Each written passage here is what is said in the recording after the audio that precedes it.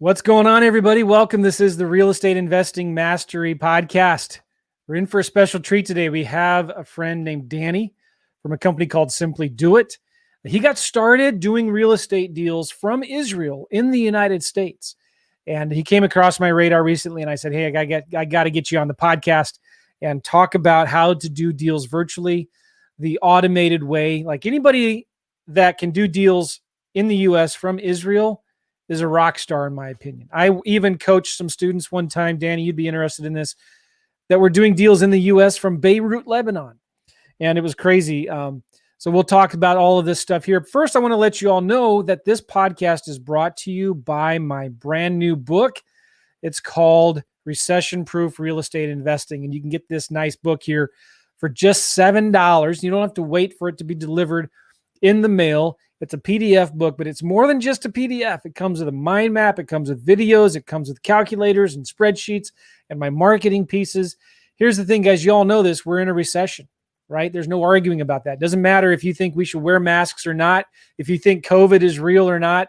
Like, we're in a recession. Officially, it started like 5-6 months ago. So here we are. What do? I'm actually excited about this recession that we're in a good way. Not like I'm happy that people are suffering or whatever. But with every crisis comes an equal amount of opportunity. And as investors, you need to know where the new opportunities are. You need to know what you need to focus on and how to do more deals, make more money in this recession. I wrote this book, Recession Proof Real Estate Investing, to talk about this because it was in 2008 and 2009 when I quit my job at the height of the last recession that we were in. And I've talked to so many friends and other investors that's when they did their most deals. They did their most deals in the recession. So now is the best time to get in the business. Now is the best time to get started. Check out this book. You can get it for just $7 at reiproof.com. reiproof.com. You're going to love it. And there's some cool things that I'm going to give you the opportunity to buy after you get the PDF that is not available anywhere else at like huge, insane discounts. So just be aware of that. Check that out, okay? But go to reiproof.com. Check out the book. If you don't like it, keep the book and I'll give you your money back. It's pretty cool. All right. So I got a special friend who is with me on the show right now. I'm going to bring him on. His name is Dani from a company called, let me get rid of my banner here, from a company called simplydoit.net, simplydoit.net. And Dani, how are you, man? Hey, good to see you. Thanks for having me. I'm doing good. Thanks for being on the show, man. I appreciate it. Somebody sent me an email telling me about you, and I looked you up and did some research. And like, holy smokes, this guy's from Israel. He did deals in the U.S. while living in Israel. And anytime somebody tells me things like that, I'm like, I got to get him on the show, man. I want to talk about how you were able to do deals in the U.S. virtually from halfway across the world in a crazy place like Israel. And I'd love to go there someday. Someday I will. But now you're in California and you're doing even more deals, but you're still doing deals virtually, right? Correct. Yeah. So cool. Tell us, Dani, real quick. I'm sorry. Tell us a little bit about, where you're from and what you do, what your company does right now. Guys, I don't get any commissions or affiliates or sales from Dani for talking about his company. I just, he's got a great company. He's doing some great things right now. I want him to talk about what he's doing, but I'm going to be asking him a lot of questions too. And let me say this. If you're watching us live right now on the Facebook or YouTubes, we can see your questions. And so if you type in questions or if you have anything you want to ask Dani, type them in the YouTube comments or the Facebook comments right now, and we will see them. So just say hello, type in the comments and questions down below. Tell us where you are, and you have questions, let us know. Like Brutus right here. I love doing virtual deals. Nice. And somebody else here who I don't know who you are because it says unknown. Thanks for everything. You're welcome. So if you got questions, please type them in. We'll get to them here down below. So Dani, tell us about you and what kind of company you're doing, what you have right now. Yeah. So I have a quick feedback about your book, just as a kind of little tiny side story. Yeah. In 2000, I can't remember. I think it was 2011. I remember clearly. I was walking and thinking, and I'm telling myself the following conversation: me and myself, right? Only the two of us exist. And I tell myself the following. This is 2011. I said, Dani, remind your Dani in the future in 2015 When that 2015 Danny asked, why didn't you buy more properties in 2010, 2011, 2012 that you bought as much as you could at that time? Now, it sounds like a kind of funny story. Honestly, in 2015, that thought came to my head, and then Danny of 2015 met the conversation that was already storage from Danny from 2011, reminding him. And I was, in the middle of the craziness. It's exactly like you're saying. It's kind of funny that I was having this dual, triple, quadruple personality situation. Yeah. This is the worst time to back out, to slow down, to get out of the market. Yeah. This is when you want to double down. This is when you want to do more marketing. You want to buy more deals. You want to get more in the business. There's a lot of opportunity. There's so much opportunity right now. I think that every market presents opportunities. You just have to know what angle to work. And I got to say, since 2002 when I started, but mainly since 2004, that's really when I picked up the pace. I've never been in a not buying, mode. Yeah. Right? Yeah. It's just a matter of, okay, what works now? Where should we target, right? So it's always been like this. Yeah. Cool. All right. So Danny, you started in 2002 in real estate, is that right? Correct. Yeah. And you were a young man back then in your 20s? So I was in 2002. I was starting my high-tech job already 2 or 3 years into, maybe 2 years or 3 years into my high-tech job in Tel Aviv, Israel. In Israel, if you're not familiar, usually everything is a little bit done later because at 18, mandatory 3-year military service. So that means you really start college or university at 21, 22, which is exactly what I did. So I finished my 3 years in special forces in Israel, started school, got my engineering degree, start working, start saving money, and realize a year into my job with a good income for the Israeli high-tech company that was a year ago was purchased for 1.3 billion by Salesforce. I wish I could take any credit or any stocks, none. But I realized something is off with the formula that I'm facing. Like, I'm a young guy, 25, 26, starting his adulthood, financial world. And what I'm seeing in front of me is the following: working those crazy hours, like it wasn't a startup, but it was like a little bit of a startup atmosphere, or generally the atmosphere for such businesses in Israel. So all those crazy hours have started. I'm working long weeks, traveling to Europe, which I actually loved, making a good income. But what really happens to financially? Nothing really kind of moves me forward financially.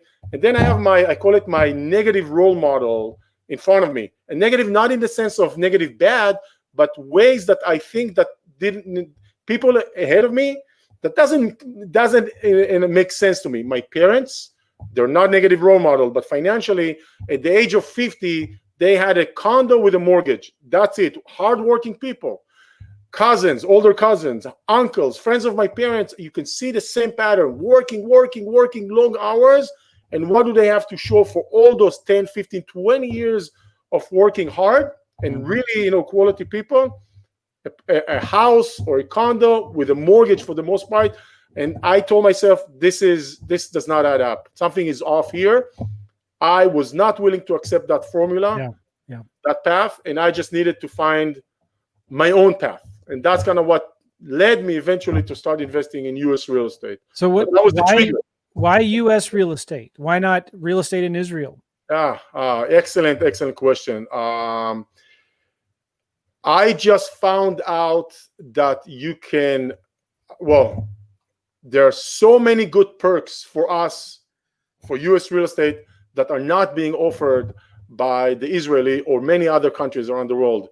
A couple of things is, first of all, you can buy, at the time, my first property was not even $130,000, a really nice suburb of Phoenix, brand new home from the builder, right? In a nice community, good schools, 130, and it rented for like 11, 1,200 a month. That just doesn't exist in Israel, right? Really? Just, not that quality piece of, a quality real estate, and that rent, the numbers were off.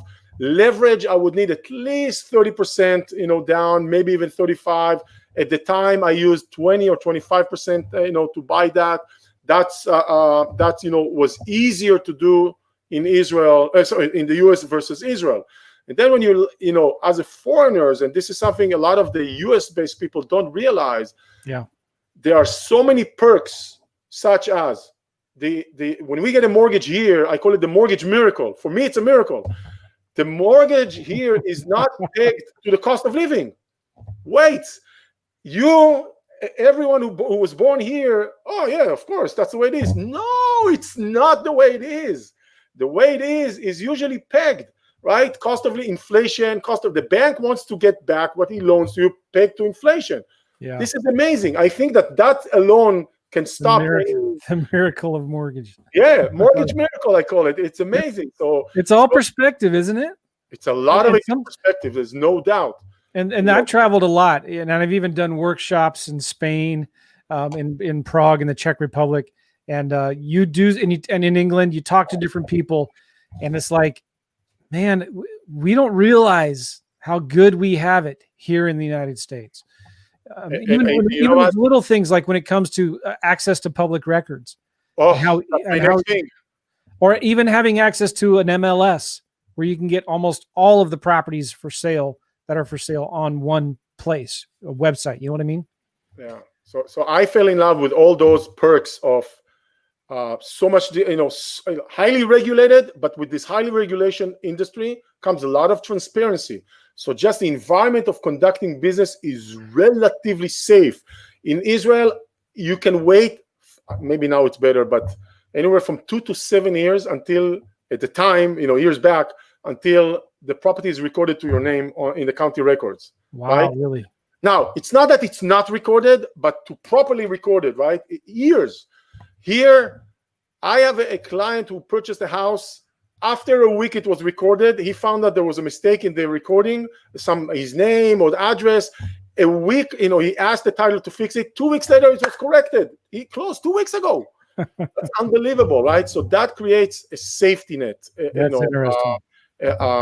Advanced market in terms of, seller financing doesn't exist. Lease to own, wraps, all those creative ways, what you can do with a property, the notes. I'm not even talking, so many things here. You can say, okay, this is a really advanced, sophisticated market, and you can slice it in so many ways. I haven't checked all the countries around the world, but in Israel, seller financing doesn't exist. No such thing as a note. There's only one note from the bank. There's no secondary market. All those things that here we can tap into, we can use, there's just amazing perks to own real estate. But the mortgage miracle is by far my favorite thing. The mortgage miracle. I love that. And there's a lot of people investing in the United States from outside of the United States. So talk a little bit about, people are afraid of that. And I have a lot of people in my audience, a lot of people that listen to my podcast from outside of the US. What were some of the fears that you had of investing in the United States while you're in Israel, and how did you overcome those? Of course. So I'm going to talk about it in maybe in two ways, because I have a little advantage, so to speak. When I was in high school, my dad, who was military, was stationed in Washington, D.C., and that gave me an opportunity to live throughout the high school in Washington, D.C., and even graduate from high school. So that gave me, I always say, I came to the U.S. with the broken English, and within 2 weeks, I needed a survival mechanism, so I picked up on that quickly. So that gave me some advantages: Social Security, get a feel what the U.S. is all about, the English. So that helped me. So it's gonna be what I'm seeing when I'm talking to my clients from Israel about investing in the U.S. I call it the multiple gaps, because obviously there is a time gap. That's I wouldn't say easy one, but relatively easier one. Then there is the language gap. Some of them, even those who say I speak fluent English, when someone in Israel says they speak fluent English, it means not as broken, right? That's usually what it means. Right. So so even it's language barrier, terminology a barrier, time, expectations. Like this is how it works in Israel, right? This is how renters or work. Rentership. Like, here's a very simple example. Here, typically, when we rent a house, the renter puts 1 month of security deposit. So hopefully we do proper screening, but then we get a month. Maybe we're lucky, we're getting 2 months of security deposit for the most part, right?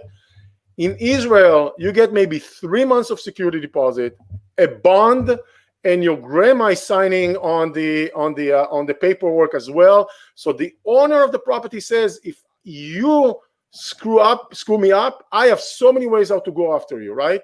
So that gives the owner a lot of Protection. So the Israeli guy comes in and say, wait, they're only giving me 1 month of security deposit. That's nothing. You're absolutely right. Coming from Israel, I think it's wrong. 1 month, but that's what's the norm here, right? Sometimes by law, sometimes by standard. So those are the type of things people don't even know how to ask. And then you got someone who comes in and so we talked about the language, the time, the terminology. And then I always also said one other important thing, culture. This is more of a culture thing, the security deposit, but also I always tell my clients, listen, in the US, you need to know not to speak English. You need to know to speak American. And they say, what do you mean by that? Here's what I see a lot, very common in the US. When you talk to someone, many times like a realtor or a property manager or someone, they will give you a very extensive, elaborated answer.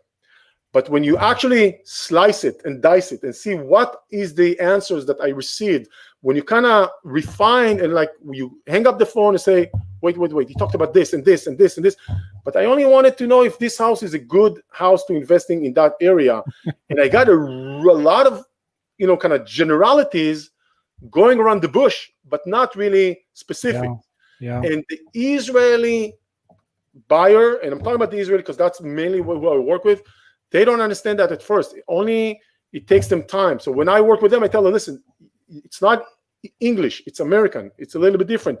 You need to know how to ask questions. You need to know how to politely ask it. You need to know what landmines not to step on, such as politics, and also a lot of the Israel is very loose, very straightforward, right? Like I would tell you, hey Joe, I really don't like the how you did your beard today, right? Like why are you saying that? That's just the mentality, because they're thinking your friend. Yeah. I'm not passing any criticism. I'm just using it as an example. Interesting. That's very much the Israeli mentality. It's not necessarily the same mentality for an American. Like, who are you to even make a comment on my beard? It's crazy, right? So even when I say it, I'm like, I hope I'm not being offensive to Joe, although I feel that you have no problem with it. But you make a joke with the realtor, not realizing you're being friendly. The realtor got offended, and they're never going to tell you. So this is the difference, culture and not language, but mostly cultural gaps. It's really hard to overcome. That stuff is just fascinating to me. And I can't wait to go to Israel. I tell my wife all the time, let's go to Israel. And I want to go to not just Israel. I want to go to Syria and Lebanon and Jordan. I want to go to Iraq and Iran. Maybe, I don't know which is safer, Iraq or Iran right now, but go to Egypt, Saudi Arabia. That would be so cool. I'd love to do that someday. Yeah. So anyway, we got some really good questions here. I'm going to be asking you these questions here in a minute, Dani. So those of you watching right now, keep on typing in your questions, and I'll get to Dani with these questions here. So Dani, when you started buying deals here, how were you finding the deals in the U.S.? What were you just going to, was Zillow around back then? How were you finding deals here to buy? So 2002, 2003, no Zillow. Public records were maybe starting out, maybe. Google Maps were not around. Google was a startup, right? We used MapQuest at the time. That was the main one. And you would print the map on a piece of paper. Remember that? You'd print the map on a piece of paper and you'd bring it with you in the car and you'd highlight your map, your route. Yeah, absolutely. Turn by turn. Yeah.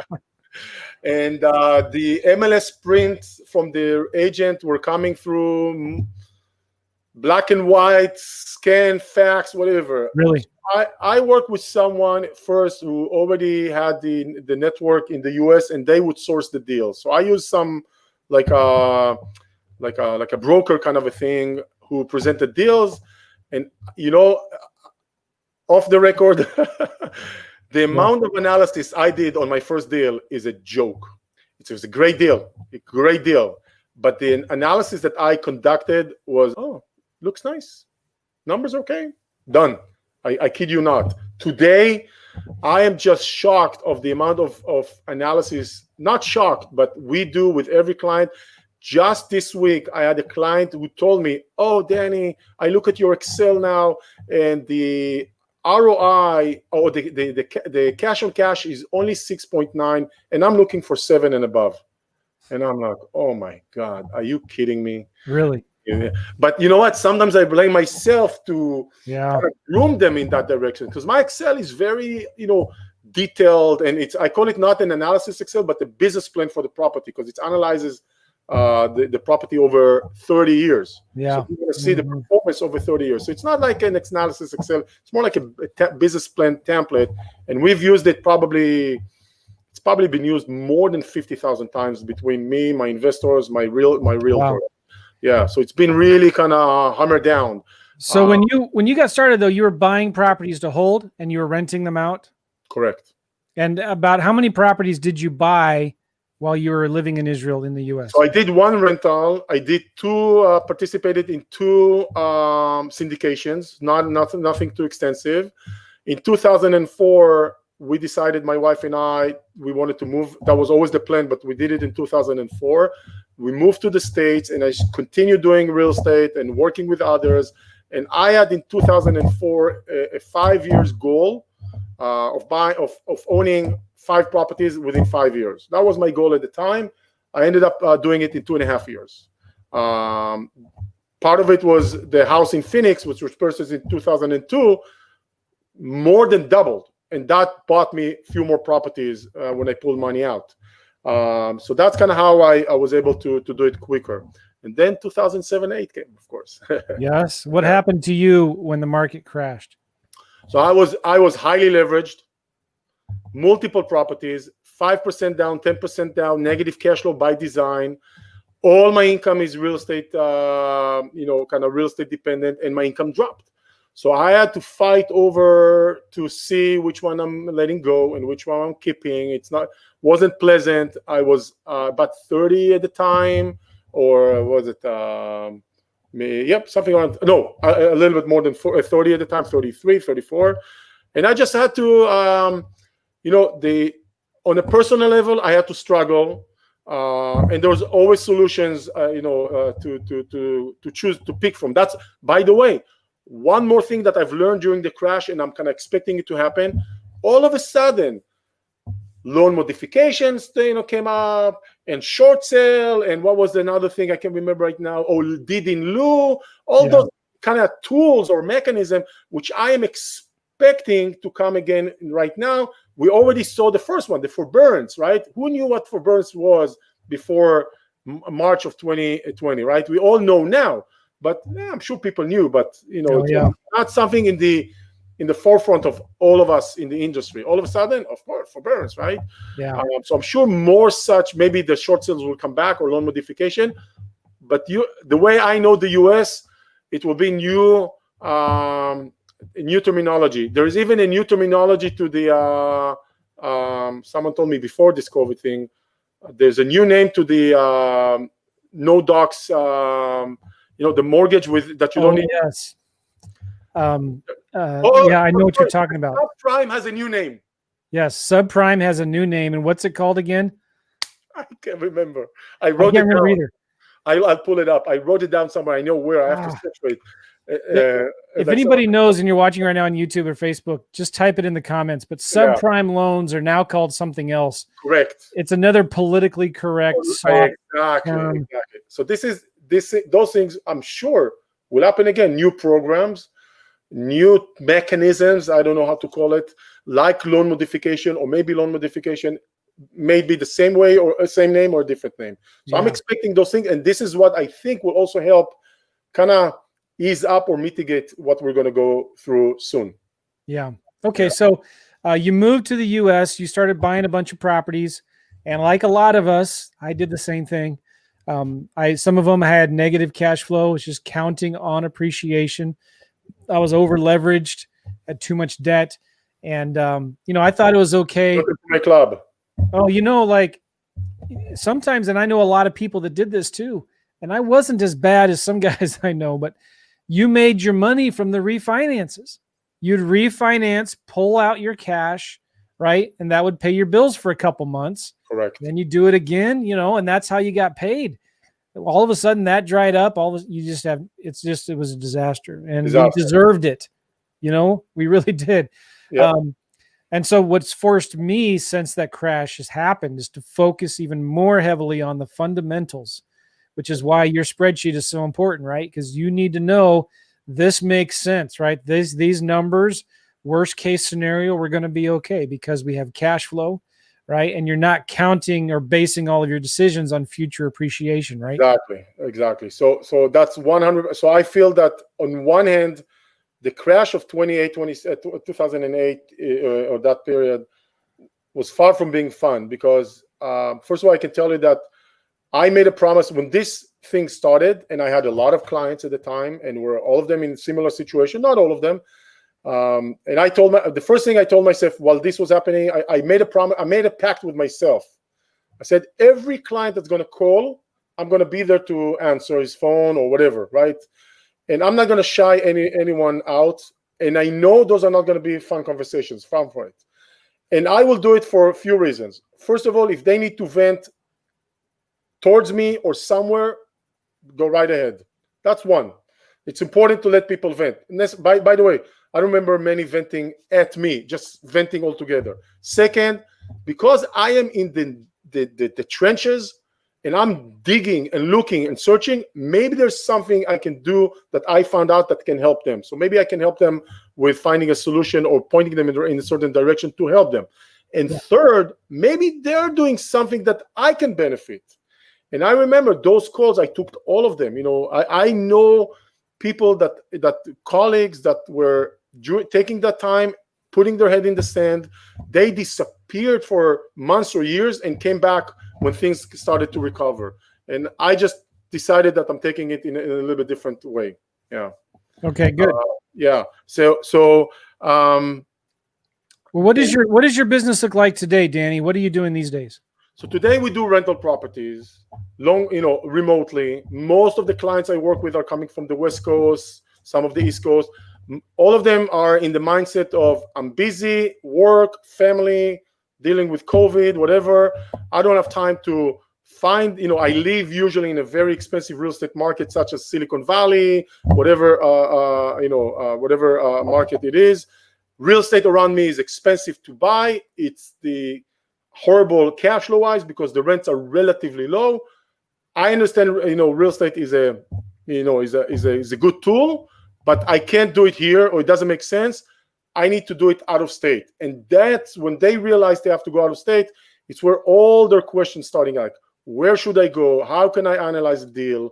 Who can I trust? Which market? And tons of questions start to come up. And that's when we come in and we say, listen, on one hand, we can help you, the investor, help with all answering those questions and addressing all your needs. And, everybody has challenges like, financing, or everybody has challenges, fear or finding properties. It doesn't matter. So we're going to help you, steer you through all those challenges. So that's like a mentoring aspect of my business. Or I sometimes I analyze, the analogy is like a financial advisor for real estate. But then what are you going to do with that knowledge? So it's very important to help them not just figure it out, but apply it as well. That's when we have systems and processes in place, highly vetted, or we spend a lot of time vetting realtors and property managers and everything, and what kind of properties we buy and where would we buy and who would we use.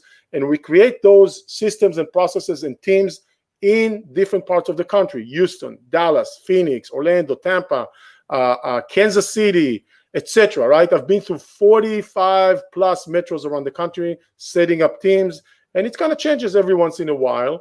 Some, and then we offer our investors to buy in those markets when it's a turnkey operation, not a turnkey property, turnkey operation. Everything is ready. You just have to choose the house, so to speak. Good. Yeah. Talk about the lending environment for investors. If somebody from California wants to buy a deal in Dallas, Texas, and they, so I have two questions for you. Number one, talk about the numbers on a typical deal that you sell to an investor. And number two, talk a little bit about, Danny, the lending. Is lending tightening up right now? What are you seeing investors able to get in terms of financing? Make sense? So yeah, absolutely. So numbers wise, typically by upper middle class, middle class, lower middle class type of schools and areas, and that will go for the most properties from give or take 150 to 225. Give or take $25,000-$30,000 up and down. So those are the prices that we're looking at, and if someone is not from those areas, yes, you can buy a really nice house for $200,000 in a suburb of Nashville, and I mean a really nice house, right? Yeah. It's not a mansion, but it's a nice house, right? Even for $150,000. Yeah, and that's not the down payment; that's the entire house with the land. Yeah. So that's kind of the pricing. As for lending, the first thing well, that house that you can buy for $150,000 to $250,000 in a suburb of Nashville, what is that rent for? So let's say in Nashville, first of all, a lot of people are used to the 1% rule. I found in the past 3-4 years, the 1% doesn't exist. It's more like 0.5%. Well, it does exist, but not in neighborhoods you want to invest in, right? Thank you. Correct. Yes. In that category of real estate, the middle class category, rarely does it exist. You can still find it every once in a while, but I wouldn't bet on it. And by the way, Nashville was never in the 1%. It was always below. And for anyone who's working through the 1% rule or whatever adjusted rate it is, my little piece of advice to you, don't. And that's where I made mistakes. And I missed on Nashville for about a year or two because I analyzed it based on the 1% rule. And what I did a year later, I took 9 properties in different parts of Nashville, fully ran them through our analysis model, realized none of them follow the 1% rule, but also realized the cash flow with the 0.75% in Nashville is better than the 1% in Dallas. Why? Property taxes and insurance rates. Okay, so if you're an investor and you're looking for the 1%, you may be missing. By the way, we don't leave. The rent is not what we need. We need to know what the cash flow is, right? So it can be a really high rent and a lot of expenses, and the cash flow sucks, and it can be the other way around. So it's important to really run the numbers fully to know your numbers. I made that mistake. I'm telling you to not follow the 1% rule because it's a rule of thumb. And what good is a rule of thumb when you have to go into the nitty gritty? Point. Yeah. So that's the one thing. So, and so those are the type of properties. Now regarding financing, Nathan says here, the 1% rule is a horrible rule of thumb. I agree. I learned the hard way. Nobody, because again, let me just emphasize this here. It does make sense. Like if you can find a deal, that's great. But a lot of times those kinds of deals are not going to be in the best areas. They're not going to be in really good, solid markets with good job growth, good economies, a high demand for living. And you're going to get a house that's maybe older, that needs more, that has more deferred maintenance, that's maybe not going to attract as good of a tenant. It's going to need more updating and things like that. So that's all of stuff that you need to evaluate as well, right? Isn't it? Yeah, absolutely. You're spot on with clarifying that, because you can get that. I always say it's a compromise. You can get you can buy a crappy house, a lower end, cheaper house, not the best part of town, old house. It could probably on paper generate the 1%. Whether it will actually generate the 1% or above, it's a little bit speculative. It could have zero deferred maintenance or very minimal with a great tenant. You're lucky. My experience, in most cases, the tenant is challenged financially. The property is old that needs repairs. So all of a sudden, on paper, the 1% that you got becomes 0.5% with a lot of turnover. So that's the trade-off that that you can consider. For me, it's just making sure if the numbers could work. Yes, I want the 1%. Yeah, go ahead. Talk a little bit about the financing of the properties. Okay. How has it become more challenging for investors to get financing on their deals in this economy right now? Nope. 20, yeah, most of my investors, for a minute there was a bit more challenging just because the banks were like a little bit hesitant. I think May, the banks kind of started, okay, it's not that crazy. Some banks added more reserve, increased the reserve they want, or maybe decided to go for a little while with higher down payments. But the banks are now back pretty much to where the biggest challenge with the banks is they're swamped with work. 2.5 to 3.5-ish%. I mean, people are hammering them for refi and for purchases. So the biggest challenge is just getting the bank to work quickly and appraiser to go to the house, just because they're swamped because of those rates. So as an investor, if you have good credit, not perfect, good income, not $1 million, but just good income, steady. If you are safe, or in the eyes of the bank, you're not a risky borrower, you can probably do 20% down. Most of my investors do 25%, but you can do 20% down. Remember, rates for investment property are always going to be higher than primary residence, so that's something you can to keep in mind. But we are closing on houses with mortgages on a weekly basis. What are you seeing for the investor that is, what are the limits that banks are having? Are you finding it harder to get new loans from our investors once they reach a certain limit of 8, 9, 10 homes or something like that? So 4 is usually it's 4 or 6, depends Fannie Mae or Freddie or Fannie. 4 is usually the first kind of barrier. Up to 10, not necessarily a problem.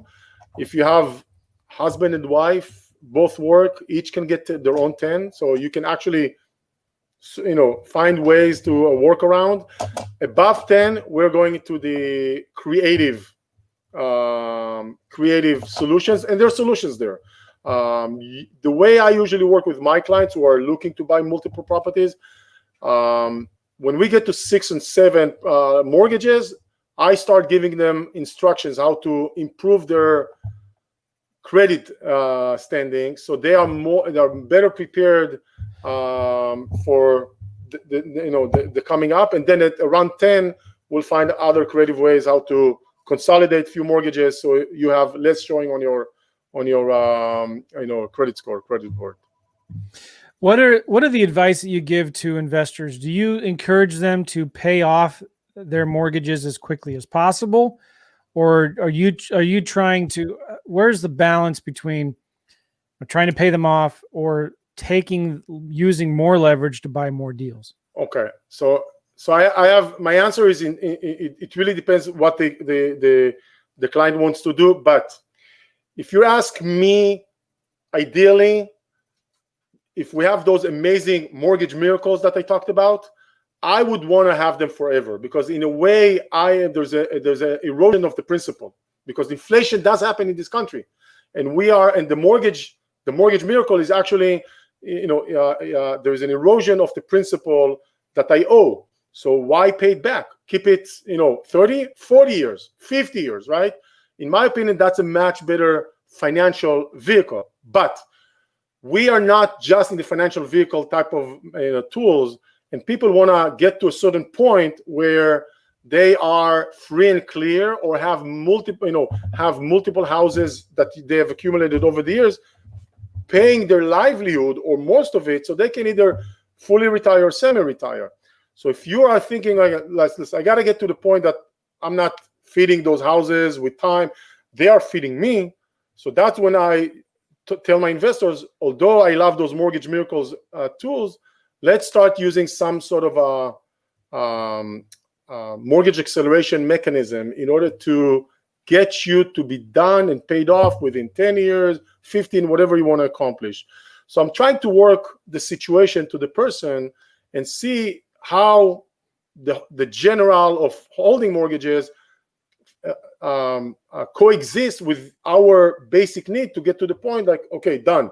7 houses, all paid off in 10 years.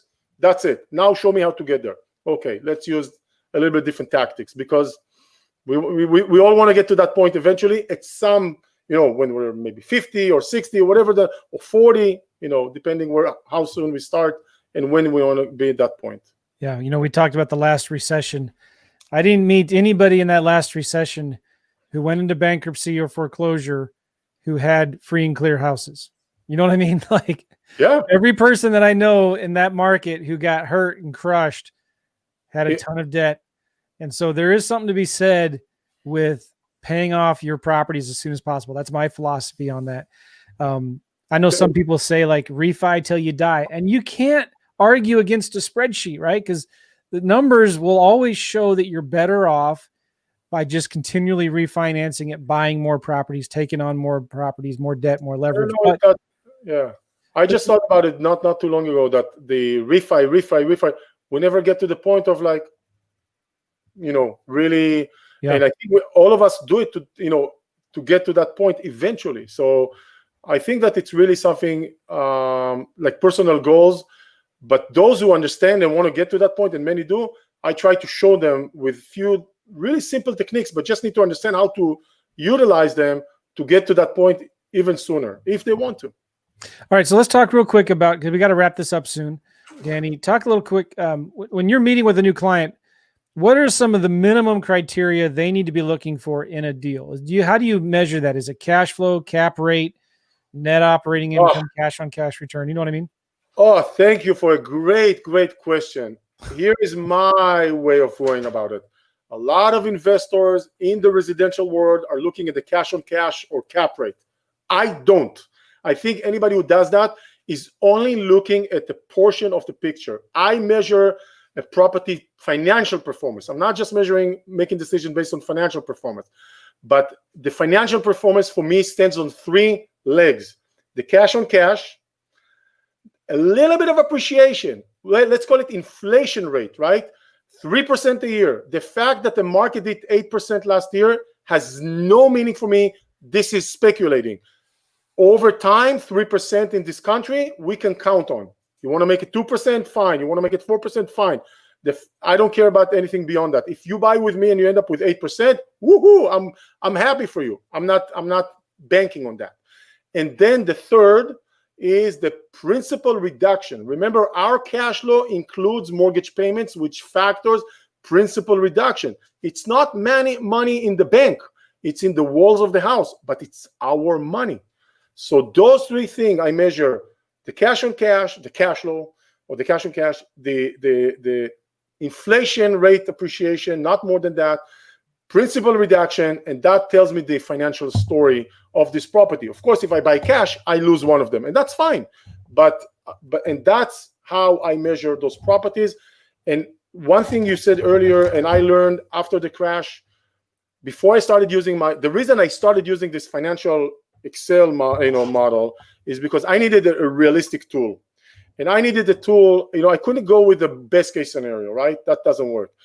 I used to work under the worst case scenario. You know what happens when you do worst case scenario?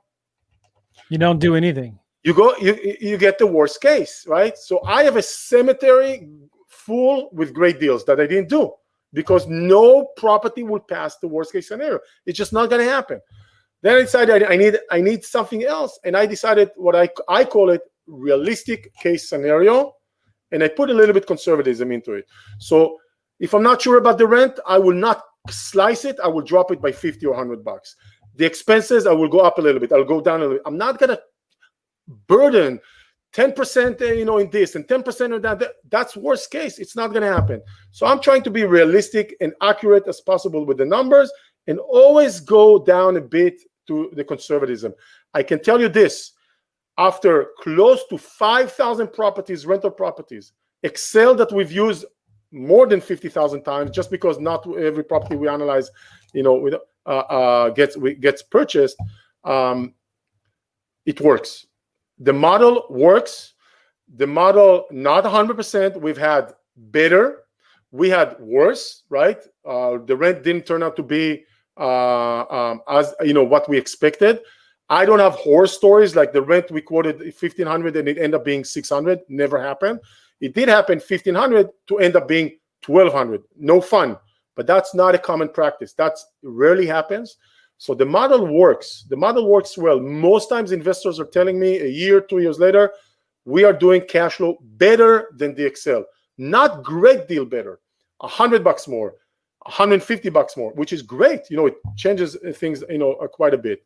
So those are the main thing that I look for. And then of course, the house itself, location, size, age, make sure I'm not next to any urban nuisance, stuff.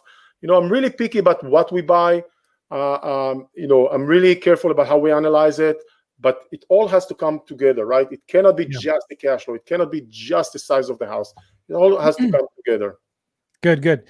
We got a question here from somebody. Is it possible to do deals virtually with just getting started with limited funds?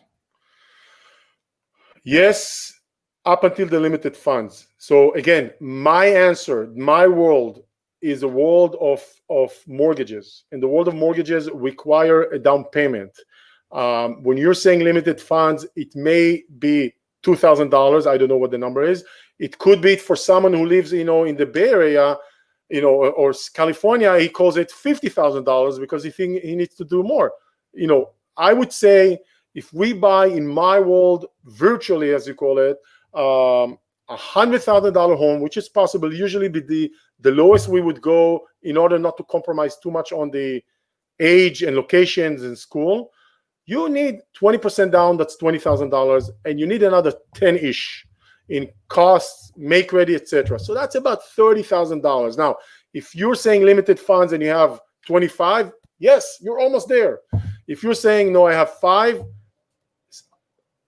there are people all over my career. I'm hearing you can buy real estate with no money down. I was close to do it twice, never succeeded to actually pulling the trigger. Maybe Joe knows how to do it. I don't know how to do no money down. Purchasing or owning real estate. I'm not talking about wholesaling and stuff like this. That's all. That's not really in my world. Wholesaling is not really investing. You're not really owning real estate, but I could be wrong about the terminology. Good. Yeah. I got another question here. Well, this is a comment from Rebecca. Shalom. I've been to Israel 3 times. Love it. I know people there, and I'd love to do real estate marketing deals there. Just started speaking to a seller in Texas. Very cool. Glad you're here. Hi. Nice to meet you. Somebody's asking me, Deal Machine, PropStream, or both? Deal Machine is really good if you want to do driving for dollars. Deal Machine is amazing. PropStream, I use PropStream every day. PropStreamJoe.com. Twin Benefits is asking, is this being recorded? Yes, it is. By the way, you can get all of my podcasts at realestateinvestingmastery.com. You can get it on Spotify, Apple Podcasts, Google Play. It's all over there. Carla, a good friend of mine who is in Illinois, who does tenant screening. This is awesome, Joe. Great topic. I have several investors that I do background checks for in Israel. Also, several members in other countries. I created my website so anyone can change the language. I respect you touching on this. Your guest speaker is informative and sounds great. Carla, I've been using Carla for tenant screening for years and years. If any of you all want to check her out, go to Landlord. Well, her website, the company is called Landlord Tenant Services. And I believe the website is ltservices.us. Cool. Nathan's been to Israel twice. Jordan once. Love it. What's up, Larry? Subprime loans are now called disastrous future. No, that's not the name I'm familiar with. Non-prime loans. Maybe they're called non-prime loans. No, now? those are like abbreviation. DOM, DOUT, DOS. Yeah. I don't know. There is a funny name for it. I know what you're talking about. All right, Danny, how can people reach you? Where's a good place for them to go to? It looks like is your main website simplydoit.net? That's correct. Pretty much everywhere you go with the word Simply Do It, it's like my web alter ego. On Twitter, on Instagram, YouTube, I put a lot of content out there as well. So find me on my website, contact us. Usually I offer a free strategy session. We just talk, no string attached. I'm actually Just had one this morning. We ended up 30 minutes before we started this call. I have another one in 20 minutes. I already told my assistant to let my next one know that I may be late. I wasn't sure when we're going to be wrapping, so I may or may not. That's fine. During that call, we try to talk about you, specifics. What's your challenges? What's bothering you? Ask me questions, etc. And then, if it makes sense, we may work together. If it's not a good fit, that's okay. Nice. Good. Simplydoit.net. Simplydoit.net. Do you have like a blog or YouTube channel or podcast or anything like that? So I have a not fully maintained podcast. Okay. So I have one in Hebrew, is more active, actually. Very active. The simplydoit.net has a blog site part of it, and on YouTube Simply Do It. It's also my channel. Good. All right. Scott just said here, I just bought your book. Thank you, Scott. And Carla, ltservices.us. That's right. LT Services. If you're interested in tenant screening company. Gotcha. Somebody's asking here, Jerry, is wholesaling legal in Chicago? Yes. But you probably need to get your license or just go ahead and buy it. Isn't that what we talked about, that you can wholesale one deal a year without license or something like that? Yeah, I don't know. It's one of those things where just buy the house, close on it, get your license. Not a big deal. Really isn't. No matter, and I have a lot of students and friends in Illinois that are still crushing it doing deals. So where there's a will, there's a way. Cool. Dani, thank you so much for being on the podcast, simplydoit.net. It's been a pleasure. And thank you for having me. Best of luck to you in your endeavors and as the market is changing and transitioning now. Thank you. Appreciate for being on the show, man. Pleasure. Thank you, Joe. All right. See you, Dani. Hey, guys, don't forget real quick, too, my book. Go get it at reiproof.com, reiproof.com. It's right here. And it's only $7. It's not cooperating with me. There it is right there. It's a real book. I just wanted to show you. And it has color. It's colored inside. And I show you my letters and all of that in there that I use to find deals, buyers, investors, stuff like that. So good. We'll see you all later. Thank you, Dani. Take care. Thank you.